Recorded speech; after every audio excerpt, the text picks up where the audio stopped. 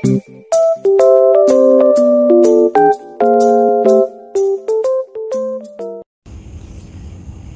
mapagpalang umaga po sa ating lahat mga ka-business. 1:32 na po ng madaling araw po mga ka-business. Nagising po kami kasi ito po si Bay. Yan po. Sumasakit po yung ulo niya na sobra. Bali, kahapon po ng hapon mga ka-business ay binipi po siya ni ate. Ang dugo niya po ay 141/95. Sobrang taas po mga ka-business. Ito nga po ngayon, madaling araw, nagising po kami kasi sobrang sakit daw po ng ulo niya. Yan po, namumula na po mata niya. Ano po kasi, tawag dito. Take na po naman po siya ng gamot. Yung maintenance niya po na Losartan, nag-take na po siya kagabi. Tapos ngayon po, inano ko po siya nung catapres na nilalagay sa ilalim ng dila niya po para pawala po ng pampababa ng dugo at saka pantanggal ng sakit ng ulo. Hindi pa yata nag-i-effect kaya ganyan po siya. Po kasi parang stress po siya mga ka-business dahil yung papa niya po kasi na-disgrasya po sa motor hindi ko lang po alam kung kailan, pero yun nga po, nag-chat po yung ate niya na dinala nga daw sa ospital. Yung tatay niya pinutol po yung dalawang daliri sa paa kasi sobrang maga at saka durug na durug po yung daliri sa paa, kaya yun pinutol po. Tapos siguro parang aligaga po siya kahapon pa po yan ng umaga. Siya, yung parang nag-iisip, tulala. Tapos, tahimik. Umaga pa lang kasi, masama na pakiramdam ko. Masama pakiramdam ng mga ka-business. Tapos kahapon nga po yun, nagsuka po siya, kaya yun, binipi po siya ni ate kahapon ng hapon. Ayun, sobrang taas ng niya talaga. Sobrang taas ng dugo niya. Medyo napapalakas po kasi siya ng kain ng kanin. Malakas po siya kumain ng kanin, kaya nga po siya nananaba eh. Pero siguro bawas-bawas ng rice. Baka sa mga may alam po dyan na dun sa mga may alam po sa high blood. Siguro, Pwede kaya siya sa mga ka-business? Comment down below nga po mga ka-business kung pwede ba sa akin yung yung mais. Pero sa bagay, pwede yung mais sa akin eh. Kasi walang chemicals ang mais. Hindi kagaya ng palay. Kasi yung pagkakalam ko sa mais, pag tinanim mo yung mais, pag nagbunga na siya, ang naging chemical sa kanya yung tawag sa Bisaya, abono. Pampataba. Yun lang po eh. Di rin natin pa. Pero siguro mag-search na lang din tayo sa mga ka-business natin na may alam dyan. Yun, sa mga ka-business natin na may alam dyan. Suggest naman kayo mga ka-business kung anong... May lagnat ako kaso nasa ilalim. Di mo kaya kasama ang pakiramdam ko. Makakabuti kay Bay. Ayan nga po Masama po pakiramdam niya. Kalabas na lang sa papa? Yun, yung papa niya naman po ay nakalabas naman na po ng ospital. Hindi po kasi ako makapunta-punta ng basta-basta pa business kasi sa wala akong alam, malayo. Malayo po, nasa Pampanga po mga ka-business. Tapos sila ngayon nakatira sa may sa Pasig. Pasig or? Sa Paranaque. Paranaque po. Sa Paranaque po sila nakatira mga ka-business. Yung kapatid ko po ay dito sa sa Bulacan. Yung isang kapatid niya na yung pangalawa. Sunod sa panganay po. Diyan siya sa Bulacan. Tapos yun nga po, nakapagpadala naman po kami kahit papano. Di ba po malaki yung business kahit papano nakatulong po sa panggamot, sa mga gamot, biniling gamot. Ng mga gamot po. Kahapon po siya na stress.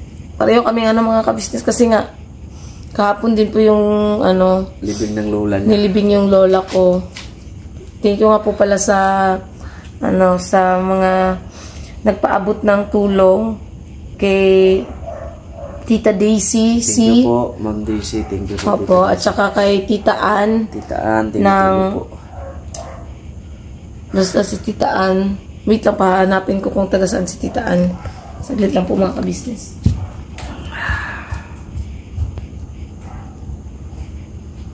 Kaya siguro po napapansin yung mga ka-business namin, Joe. May nabasa ko sa mga comment. Thank you po sa ano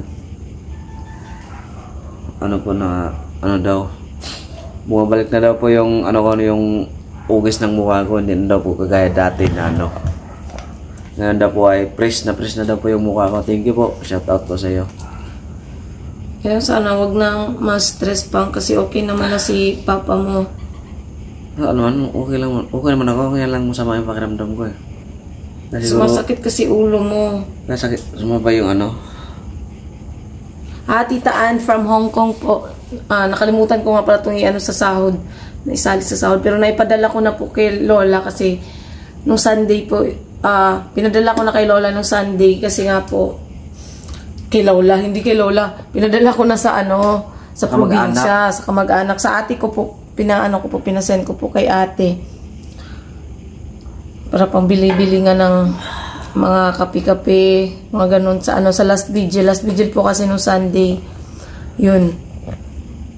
Maraming salamat po sa mga sa mga nag-send ng condolences. Opo, sa mga nakikiramay po. Maraming salamat po sa inyo. Syempre sa ka-business family, sa lahat-lahat po, basta sa lahat-lahat po na nagpaabot. Thank you so much po. Gabayan po kayo palagi ni Lord at saka sana pati na bigyan kayo ng mabuting kalusugan, pati ang inyong buong pamilya. Maraming salamat po. Hindi man po malayo man po kayo sa amin at hindi niyo man po kami kilala ng personal. Nagpapasalamat pa rin po kami kasi nagpaabot po kayo ng pagmamahal po sa amin, sa aming pamilya. Maraming salamat po. Syempre kay Ate Lenny din po ng Hong Kong. Maraming salamat po sa pinaabot niyo pong pagmamahal. Yung patungkol naman sa kay Scarlett, hindi pa po kasi nagpapakita si Scarlett mga ka-business. Rito, eh. Opo. At saka nung minsan na pinuntahan namin, wala po dun sa sa bahay nila. Minsan kasi po nag-aaral kasi yan. Opo. Pumapasok po siya minsan tapos kahit hapon po namin siya pinuntahan mga ka-business. Hindi kasi namin alam kung saan yung area niya talaga na naglalako siya. Nag-ikot-ikot din kami pero wala po. Hindi po talaga namin nakita si Scarlett. Kaya pasensya na po. Hindi ko pa po na pero pag dumaan naman po yun dito, ayun, ibibigay ko or siguro sa kung hindi ko talaga siya makita within this week, ibigay ko na lang dun sa kapatid niya. Yung kapatid naman niya, nakikita ko, sabi nga nung nakaraan na naglalako nga daw po. Yung kuya-kuya niya. Kaya, sa susunod po, ibigay ko na lang po yung pera, tas videoan ko na lang po, isasend ko po dun sa nagpaabot ng pagmamahal para kay Scarlett. Yun. Sakit pa rin, ano mo pa? By Jessica, Alaksan. Ngayon ako ng Alaksan kahapon. Ngayon ka ng Alaksan? Sakit pa rin yung katawan ko. Sakit po yung katawan niya, tsaka Ha?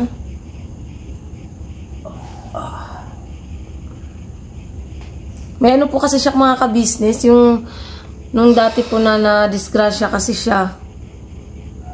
Yun po yung, yun pa rin ba pa? Na po kasi, yung parang pasukan na ng hangin yung niya, yung pilay ko kasi, yung pilay. Hilot to nung na-disgrasya ako. Hindi niya napahilot kasi yan mga ka-business, ang tagal na yan. Hiwalay pa kami ni Bay nung time na yan, dun sa probinsya, yun yung time na nagkahiwalay kami. Buhay pa si Lola. Buhay pa yung lola niya, yun. Na nga po siya, na-disgrasya sa mga ka-business. Bali yung dibdib niya tumama sa manubela. Ang manibela ng motor na dinadrive niya.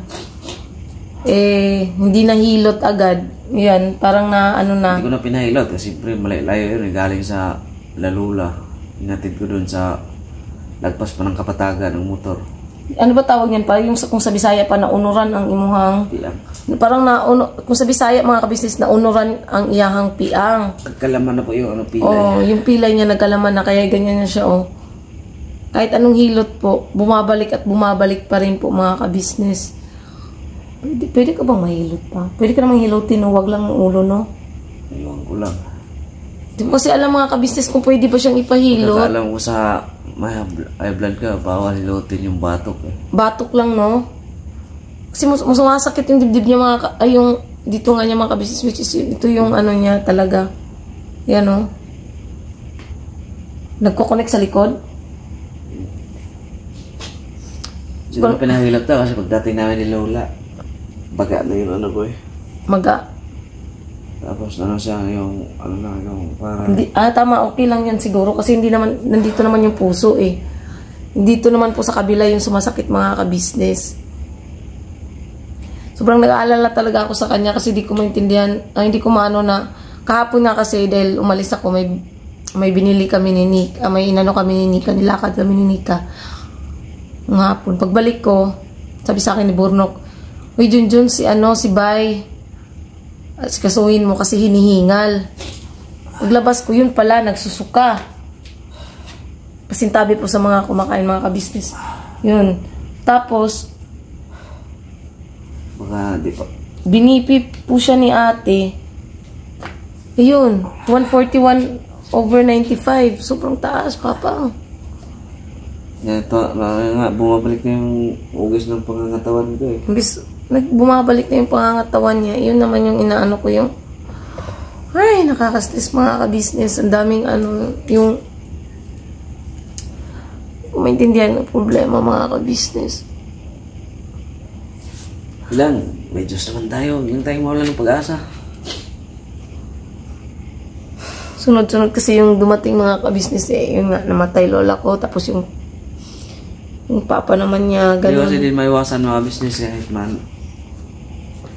Mapanood to sa mga kapatid ko, sa mga mapanood nila tong vlog na to. Totoo po yung mga sinasabi ko. Kahit man po, di man po kami napalaki ng maayos. Di kami nakapagtapos ng pag-aaral. Hindi ko rin po sila sinisisi. Kasi nagpapasalamat pa rin po ako sa kanila kasi sila rin po yung naging kasangkapan para maisilang ako rito. Kung wala sila, wala naman din ako rito sa mundong to eh.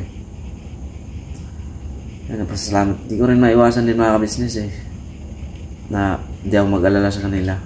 Ako kasi yung tao na ano eh, yung hindi ko kinikim-kim ng sama ng loob ng mga magulang ko. Oo, inaamin ko po mga business nung hindi pa ako nagkaisip ng naging matured. Oo, nakapagsalita ako na hindi maganda patungkol sa kanila. Pero yung nag 20 years old ako, nawala naman sa akin mga business. Grabe po kasi pinagdaanan ni Bay nung sa magulang niya po. Pero, Sa papa, lalo na sa papa niya. Grabe yung pinagdaanan niya. Pero, bilib lang ko sa kanya mga kabisnes kasi hindi niya talaga hindi siya nagtanim ng sama ng loob sa papa niya kahit sobrang daming basta hindi na po namin anuhin pa mga kabisnes. Yun lang, si Bay hindi talaga nagtanim ng sama ng loob kay papa niya. Pa rin po siya, sobrang nag-aalala pa rin po siya kahapon pa po talaga nung malaman nga niya na nasa ospital. kasi kung malapit lang po yan dito mga business, pinuntahan ko po yan. Ang iniisip lang din kasi namin mga ka-business na mas mabuti na yung ipadala na lang Kaysa pamasahe. Kasi medyo malayo kasi po eh. Hindi po namin kasi kabisado itong Maynila mga ka-business. Oo, pwede naman talaga tayong magtanong-tanong pero andun po yung katotohanan na mahirap kasi kung siya lang mag-isa, yung bata naman pumapasok, hindi ko naman po pwedeng hindi papasukin si Kuy Kuy kasi kakatapos lang ng exam nila at saka tawag dito nasa po kasi sila stage po sila ngayon ng review para sa assessment naman nila. Ito yung final assessment po nila mga ka-business para makapag-grade 2 si Kuy Kuy kasi lahat po yan ang palisiya po kasi ngayon ng DepEd na no read no pass. No pass. Oh, no read, no pass. So, hindi ko po pwedeng hindi papasukin talaga si Kuy Kuy. Although marunong po siya magbasa at saka nung first assessment. Sus lang po. Although nung first assessment po ni Kuy Kuy ay ano po siya, nakapasa naman po siya mga ka-business. Sabi naman ng teacher, hindi naman siya isa dun sa pinatawag kasi nung nag-meeting kami after ng first assessment nila at saka nagbigayan ng card, which is so far maganda yung grades niya. Hindi po tinawag yung pangalan ni Kuy Kuy kasi tinawag po ng teacher yung mga kapisisi, yung mga siguro hindi yun nakabasa, pinaiwan po ng teacher yung magulang nung may tinawag na name ng mga magulang na pinapaiwan po doon sa classroom. Yun po yung parents na parang in-advisean ng teacher na turuan nga yung anak magbasa kasi yun nga, dahil po dun sa policy ngayon ng DepEd, mahirap po. Ngayon, magpa-final screening na. Final assessment po nila. Yun. Ang tinuturo po kila Kuy Kuy is about sa, yung pagbabasa, tsaka yung sa tamang pagsagot dun sa mga question na, kunwari, who is the father, yung mga ganun po mga ka-business. English at saka po yun, Filipino. Mahirap po kasi pag isaalang-alang po yung ng bata. Hindi ko rin naman to pwede kasi si Bay pabayaan kung babiyahe mag-isa kasi alam niyo naman po mga ka-business na hindi niya nga rin po kabisado kahit ako. Tsaka isa pa rin, masama yung pakiramdam. Sobrang sama din kasi ng pakiramdam niya mga ka-business.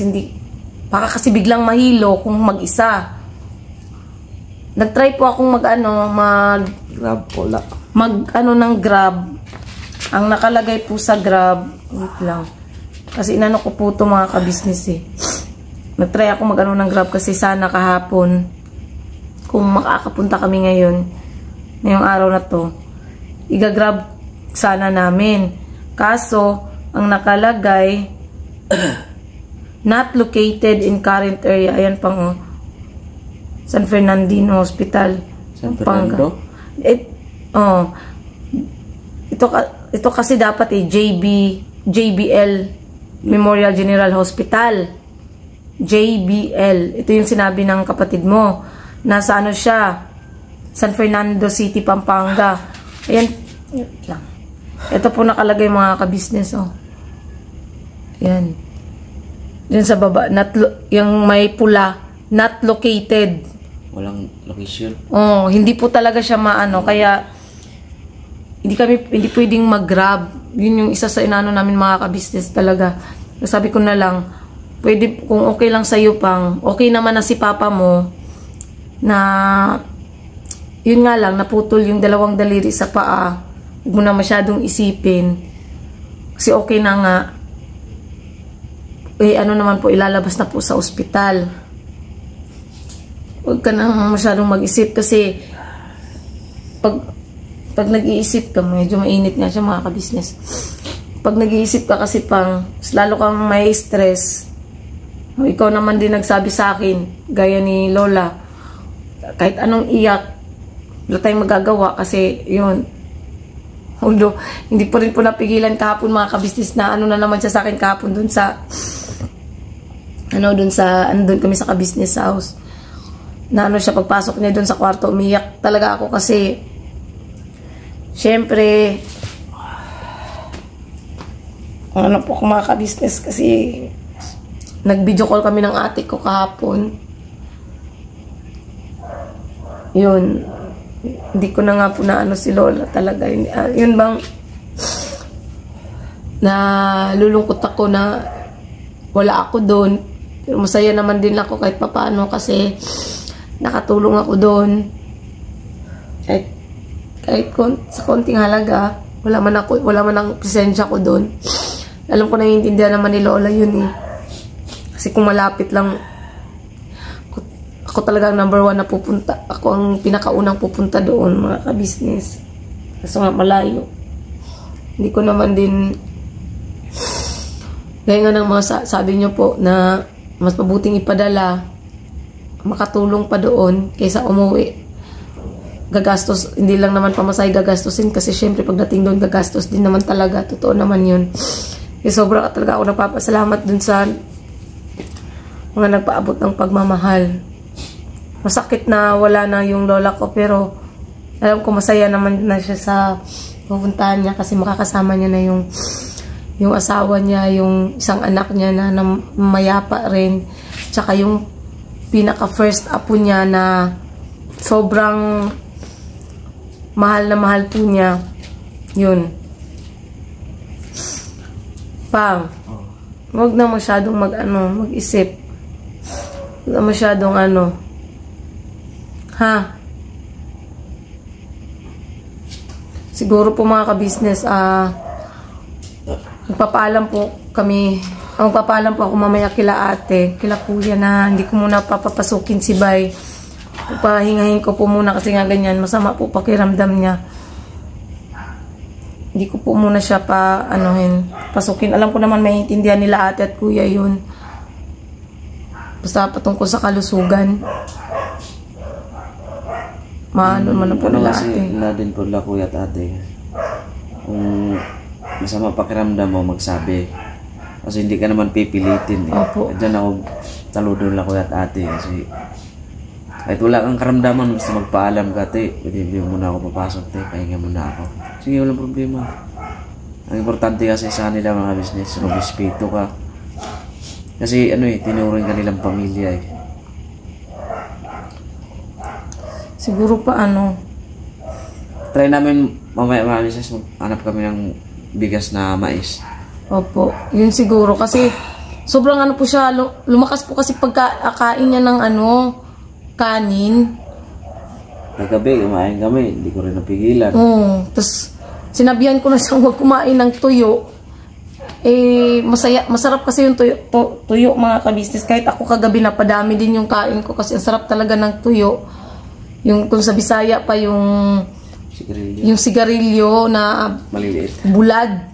Maliliit na bulad na sigarilyo. Sobrang po yung nakakagana ng pagkain. Napadami po mga ka-business talaga. Kahit sinabihan ko na siya, gutom na gutom po siya eh. Gugutom po siya. Di ko naman kasi sabi niya parang yung tiyan niya. Dahil nga dun po sa gamot din na tinake niya. Pagkatapos po kasi siya mabipi ni ate, pinainom ko po siya ng Losartan. Kaya siguro parang yung tiyan niya. Na nagutom siya. Yun. So, papang huwag na masyadong mag-isip. Ha? Hindi naman sakit ulo mo? Sakit pa rin? Ako yung kinakabahan mga ka-business. Ayoko magpadala talaga sa stress mga ka-business. Sa totoo lang ayoko magpadala sa stress. Kasi paano kung pareho kaming magkasakit, mahirap naman po. May bata, may anak pa naman na kami. Kaya pakatatag lang tayo, papang. No. Subok lang yan. Basta at least alam natin na okay na si papa mo. Yun yung importante dun. Ha?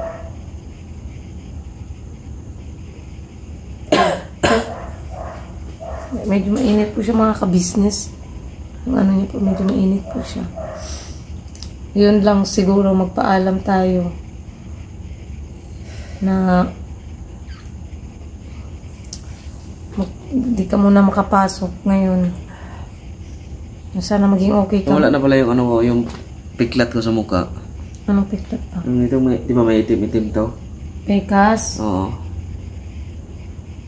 May napasa ko nung sa comment eh. Sabi niya, ano bang gamit mo ba yung papaya? Ba't nawala yung itim mo sa mukha? Safeguard lang po mga ka-business. Ang gamit ko pa mga business, papaya. Huwag mo kayo mag-alala mga business, kaya to. Siyempre, kaya yan pa. Alam ko mag-alala kayo, lalong-lalo na sila ate at kuya. Kaya to kuya, ate, yung mag-alala. Pinakaramdaman ko lang din yung sarili ko eh.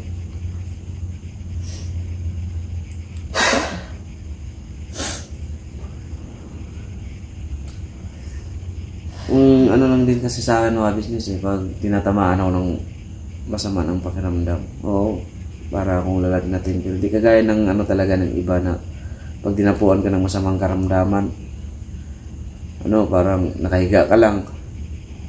Pero itong talagang bata pa ako mga business, bago gagaling sa lagnat ko, 1 buwan.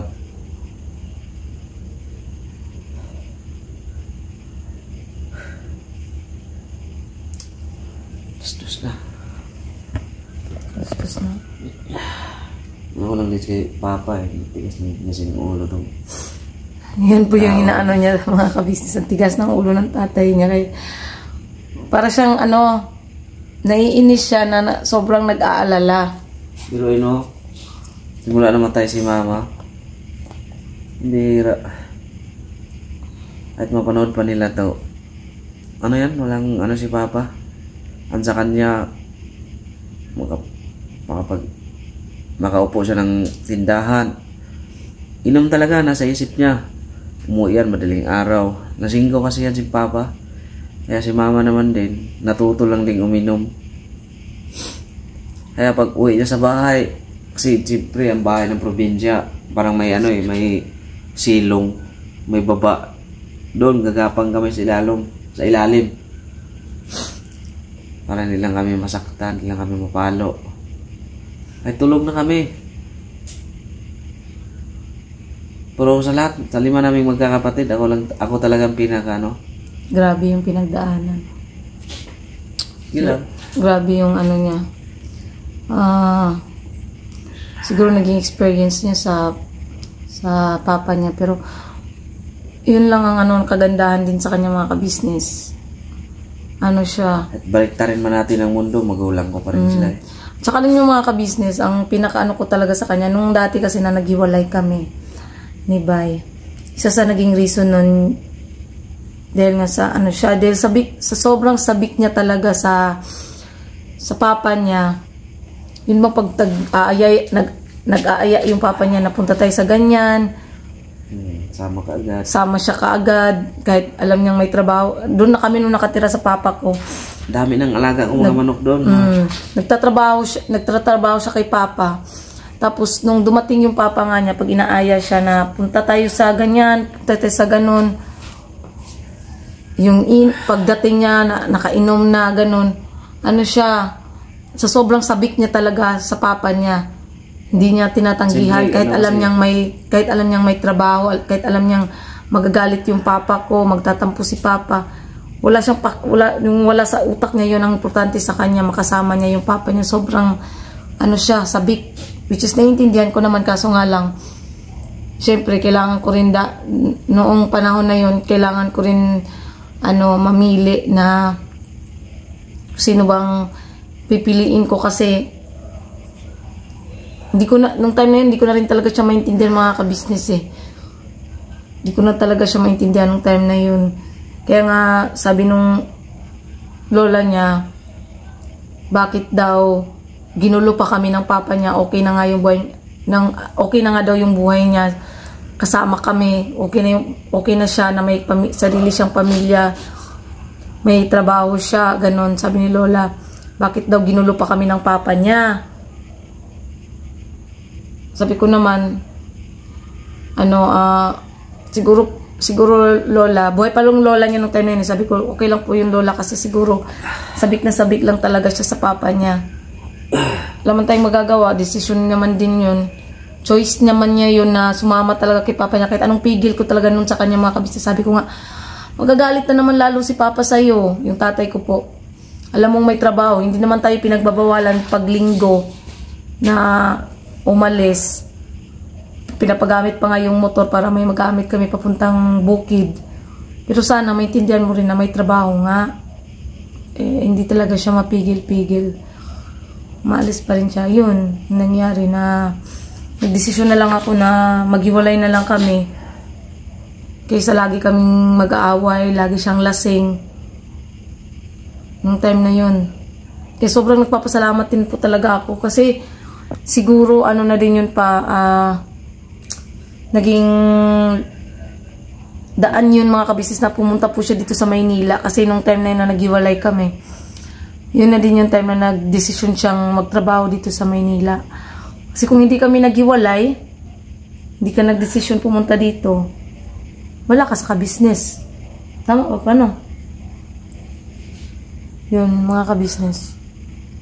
Kung lahat ng yun may yung parang paintulot ng ama, ay, ba ka ng gitadhana ba? Tinadhana ng ama na makilala niya talaga si Laate at sila kuya, ang ka-business family, kasi sobrang laking pagbabago, sobrang laking nagbago sa buhay namin dahil sa ka-business family. Hindi kami mabubuo, hindi kami maikakasal, walang-wala kami. Nakakakain naman 3 beses sa isang araw, pero hindi rin katulad talaga nito na nakakapag-ipon talaga, kung hindi dahil sa ka-business family. Okay ka na? Pahinga tayo? Ha? So yun, mga ka-business, maraming salamat po sa pagsama niyo po sa aming simpleng vlog. Pagpasensyahan nyo na po kung ito lang po muna yung vlog namin ngayon, mga ka-business. Pakita ko lang din po sa inyo yung lamay ng lola ko ng Sunday. Short clip lang po yan, mga ka-business. Yan po yung binidyo ng ate ko. At saka kung nagtataka po kayo na medyo social po yung sa lamay ng lola ko. Kasi mga ka-business, lahat po kasi sila, yung tiyahin ko nga po, nabanggit ko naman na po na yung tiyahin ko po ay may kaya. May kaya. May kaya naman talaga si auntie. Po siya, yun nga po, head accountant po kasi yun ng munisipyo. Dati, ngayon po yun, retired. Retired niya. Po siya, lahat po sila may St. Peter plan. Yun, may plan po kasi sila, St. Peter plan. Kaya medyo, kung makikita niyo po dito sa video, medyo social. At saka marami talagang nagpapadala ng bulaklak, kasi po sa totoo lang, mga ka-business, yung lola ko po ay kilalang kilala dun sa Baroy. Pag sumasakay nga kami ng tricycle, sinasabi na namin, pakihatid po kami kay Lagamulo. Kasi kilala nga po yung lola ko doon. Dahil sa po siya, principal po siya dati, at saka po siya, nasa simbahan po talaga siya, nakilala. Yun. So, yun po, mga ka-business. Unang-una, nagpapasalamat talaga kami sa Panginoong Diyos. Sobrang pasalamat talaga namin sa Panginoong Diyos, kasi pinakilala at pinaano niya po sa amin ng ka-business family. Siyempre, pangalawa, kila ate, kila kuya, kay Papa Dins, kay Boss Dave, kay Budang. Maraming salamat sa inyo sa pagtanggap niyo po sa amin at sa pagmamahal. So, walang sawang suporta niyo po sa amin, as in. Hindi lang po sa material na bagay. Sa mga pangaral. Pati na rin po sa tawag ng ritual. Spiritual. Sobrang laki po nilang, hindi po sila nagdamot sa amin talaga, mga ka-business, ng mga pangaral. Sobrang salamat talaga, ate, kuya, sa inyong pong buong pamilya. Salamat ng marami. Siyempre po, sa lahat po ng mga subscribers, silent viewers, sa mga viewers, sa mga bashers, at siyempre sa mga sponsors po, maraming salamat po sa inyo. Sa mga sponsors po, lubos po kami nagpapasalamat, kasi nga po, gaya nga po na nasabi ko kanina, hindi nyo po kami kilala ng personal, pero hindi nyo po kami pinagdamutan. Yung mga sa message niyo po, mararamdaman mo po na sobrang na-overwhelm po kami sa pagmamahal niyo po, mga ka-business, sa mga sponsors po. Kung anong turing niyo po sa ka-business family, ganun din po kami. Tsaka dun nga po, ayun nga po, sa mga sponsors, yung pagpapaabot niyo po ng pagmamahal ay sobra po naming na-appreciate. Kasi bihira naman po kasi yung mga taong hindi nyo man po kami kaano-ano, pero pinaabutan nyo kami ng pagmamahal. Nag-share po sila. Nag-share po sila ng blessings nila. Maraming salamat po sa inyo. Maliit man po o malaki, hindi po importante ang halaga, mga ka-business. Yung tao sa pusong yung pagbigay nyo po sa amin ay sobrang laking ano na po nun sa amin. Sobrang laking tulong na po yun sa amin mga ka-business. Sana gabayan kayo palagi ng Panginoong Diyos kung saan man po kayo naroroon, saka ang inyong buong pamilya. Yun. Again, maraming salamat po sa lahat. Sana po naglalambing kami na panoorin niyo po unang-una ang Ka-Business Official. Papa Dins TV, Ka-Business Family. Yun. Tsaka wag niyo rin pong kakalimutan ng mga channel ng mga Kagwangs. Kagwang by Papaya Official, Kagwang Buknoy Official, tsaka syempre Kagwang Intoy Official. Ayun, maraming salamat po. Pa-like and share po mga ka-business. Pa-like, share, comments, at saka no skip ads. Opo, nakikiusap po kami sa inyo na wag po kayong mag-skip ng ads sa vlog po ng Ka-Business Kahit kanino Official. Opo, sa lahat po mga ka-business. Sige po mga ka-business, salamat po sa magsama niyo po sa munting vlog na to. Huwag kayo mag-alala mga ka-business, kayang-kaya to.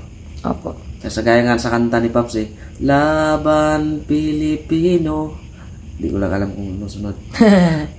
Sige po, God bless po. Opo, magpapahinga na po muna kami. I mean, matutulog po mga ka-business para makapagpahinga rin po siya kahit papano. Bira Banat. Thank you po. Opo, ayan na po yung... Ay, ito pa pala. Ingat ka dyan. Huwag matigas ang ulo. Yan lang. Ingat ka dyan palagi. Pagaling ka. Kung may kailangan ka, tawag ka lang sa akin. Yun. Ito na po yung video ng lamay ng lola ko po.